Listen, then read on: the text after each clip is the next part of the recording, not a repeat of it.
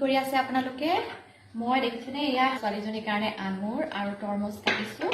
মোৰ কাৰণে নহয় মই মানে আম খাম বুলি ভাবিছো তাই যেহেতু অলপমান চৰ্দি হৈ আছে সেইটো কাৰণে তাইক মই আম নিদো আৰু মই আম কাটি ললে তাই খাও খাও লাগিব সেইটো কাৰণে মই বুদ্ধি লগাইছো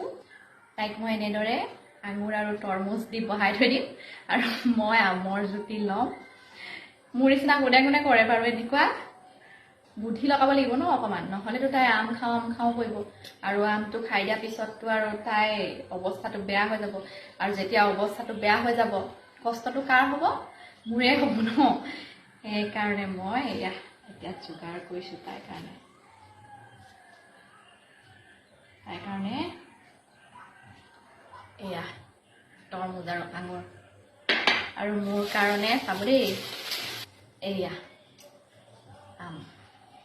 তাইক মই আম দিব পাৰিলোহেঁতেন যদি এইটো মিঠা আম হ'লহেঁতেন মানে টেঙা আমটো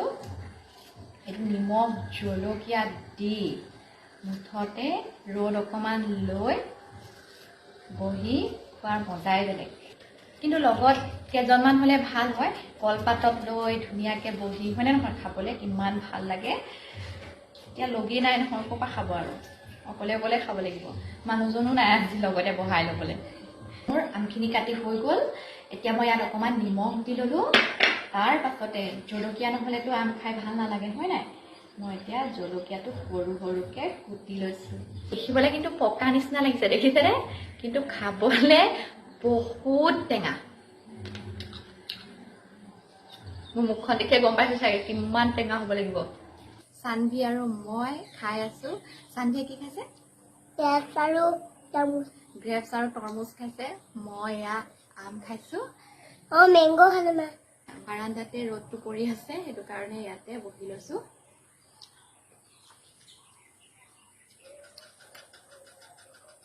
বহুত টেঙা তথাপিতো খাই বহুত ভাল লাগিছে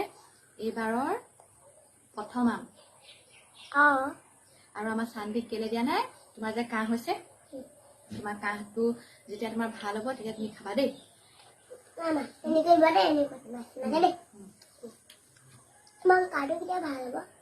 তুমি এইবোৰ নাখালে ভাল হ'ব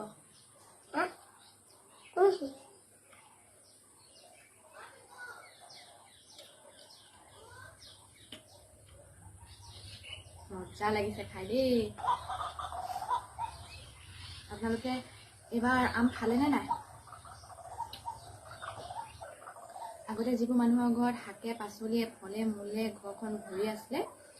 সেই ঘৰখনত এতিয়া বস্তুৰ অভাৱ হৈ গ'ল কাৰণ উপায় নাই বান্দৰখিনি যেনেকৈ আহে নহয় খাবলৈ কলিতে চব খাই খাই শেষ কৰি পেলায় সেইটো কাৰণে মানুহে খেতি কৰিবলৈ এৰিছে